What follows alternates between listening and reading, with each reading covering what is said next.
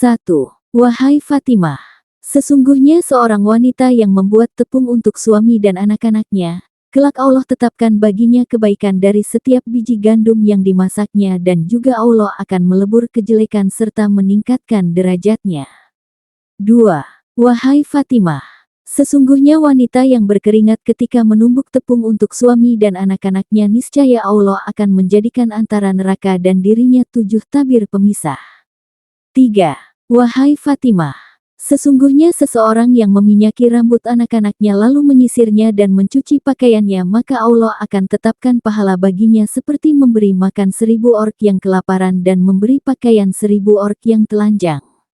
4. Wahai Fatimah, sesungguhnya wanita yang membantu kebutuhan tetangganya maka Allah akan membantunya untuk dapat minum telaga Kausar pada hari kiamat nanti. 5. Wahai Fatimah, yang lebih utama dari seluruh keutamaan di atas adalah keridaan suami terhadap istri. Andai kata suami tidak ridha kepadamu maka aku tidak akan mendoakanmu. Ketahuilah Fatimah kemarahan suamimu adalah kemurkaan Allah. 6. Wahai Fatimah, di saat seorang wanita mengandung maka malaikat memohonkan ampunan baginya dan Allah tetapkan baginya setiap hari 1000 kebaikan serta melebur 1000 kejelekan.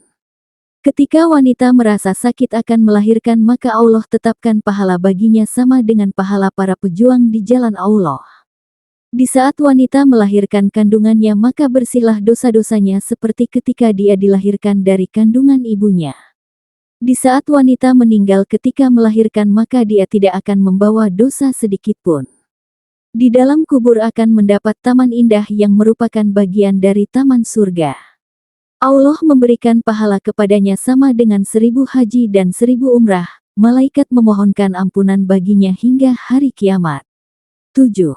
Wahai Fatimah, di saat seorang istri melayani suaminya selama sehari semalam dengan rasa senang serta ikhlas maka Allah akan mengampuni dosa-dosanya serta memakaikan pakaian padanya di hari kiamat berupa pakaian yang serba hijau dan menetapkan baginya setiap rambut pada tubuhnya 1000 kebaikan. Allah pun akan memberikan kepadanya 100 haji dan umrah. 8. Wahai Fatimah, di saat seorang istri tersenyum di hadapan suaminya, maka Allah akan memandangnya dengan pandangan penuh kasih. 9.